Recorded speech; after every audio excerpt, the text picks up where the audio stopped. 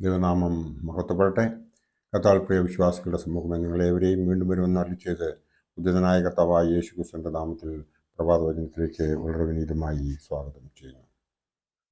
ഇന്ന് ധ്യാനവിഷയമായി കൊണ്ടുവന്നിരിക്കുന്നത് ഇന്നലത്തെ എപ്പിസോഡിൽ പറഞ്ഞതിൻ്റെ ബാക്കി കാര്യങ്ങളാണ്. ഇന്നലെ 4 കാര്യങ്ങൾ പറഞ്ഞു കന്യാമറിയാം പഴയ നിയമത്തിൽ. ഇന്ന് 5-ാമത്തേത് അഹറോൻ്റെ തളിർത്ത വടി. അതിൻ്റെ നിഴൽ നാം പഴയ നിയമത്തിൽ കാണുക എന്നത്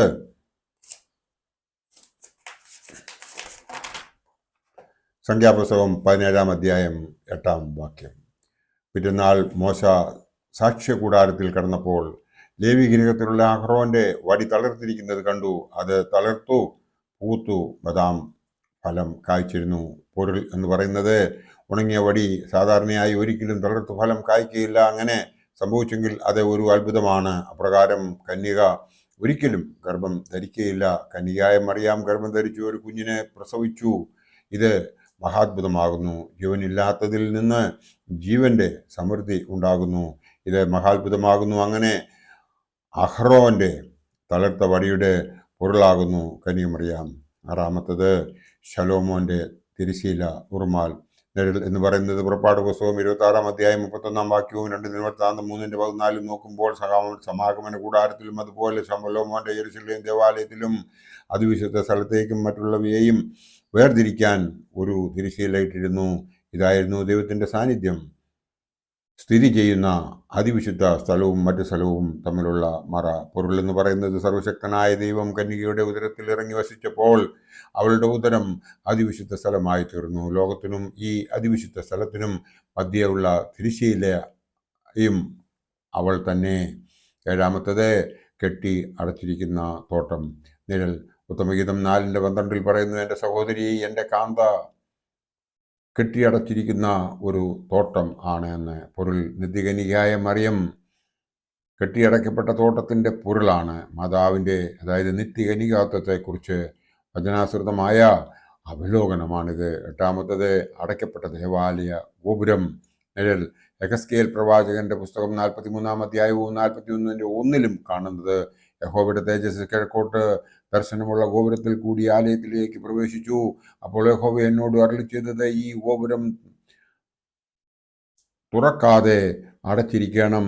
ആരും അതിൽ കൂടി കടക്കരുത്. ഇസ്രായേലിന്റെ ദൈവമായ യഹോവ അതിൽ കൂടി അകത്ത് കടന്നു കൊണ്ട് അത് അടച്ചിരിക്കണം.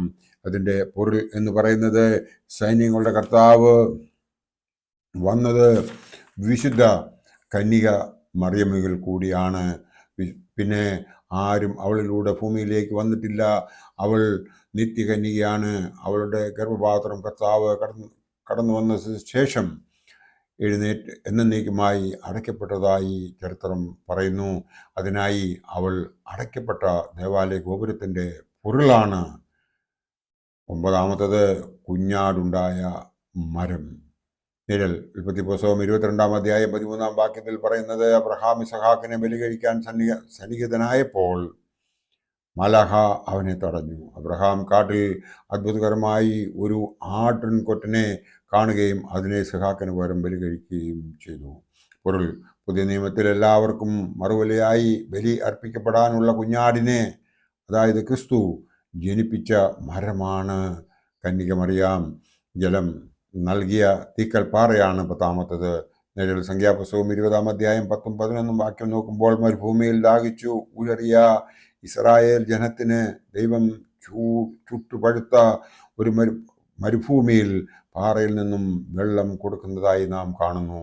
പൊരുൾ എന്ന് പറയുന്നത്, വിശുദ്ധ യോഹന്നാൻ ശ്ലീഹായുടെ രക്ഷാസുവിശേഷം 7-ാം അധ്യായം 37-ാം വാക്യത്തിൽ പ്രകാരം പറയുന്ന തീക്കൽ പാറയിൽ നിന്നും വെള്ളം പുറപ്പെടുക എന്നത് ഒരു അത്ഭുതമാണ്.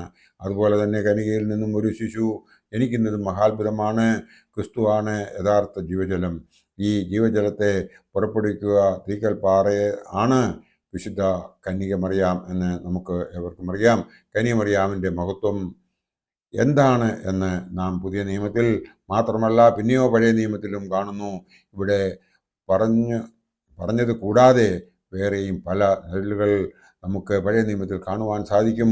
1-ാം ഹവ്വായിൽ വീഴ്ച ആരംഭിച്ചുവെങ്കിൽ 2-ാം ഹവ്വായിൽ രക്ഷയും ആരംഭിക്കുന്നു.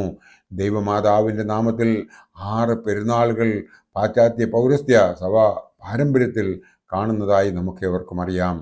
ഈ കാരണങ്ങളാൽ കന്യകമറിയാം ആരാധ്യയായി. ദൈവഹിതം എന്ന് മാത്രമേ പറയുവാനുള്ളൂ. ഈ കന്യകമറിയാമിനെ പോലെ നമുക്കും ജീവിക്കാൻ ദൈവം ഇടയാക്കട്ടെ എന്ന് പ്രാർത്ഥിച്ചുകൊണ്ട് എൻ്റെ വാക്കുകൾ ഇവിടെ ഉപസംഹരിക്കട്ടെ. ദൈവം നമ്മളെ എല്ലാവരെയും അനുഗ്രഹിക്കട്ടെ. നന്ദി, നമസ്കാരം.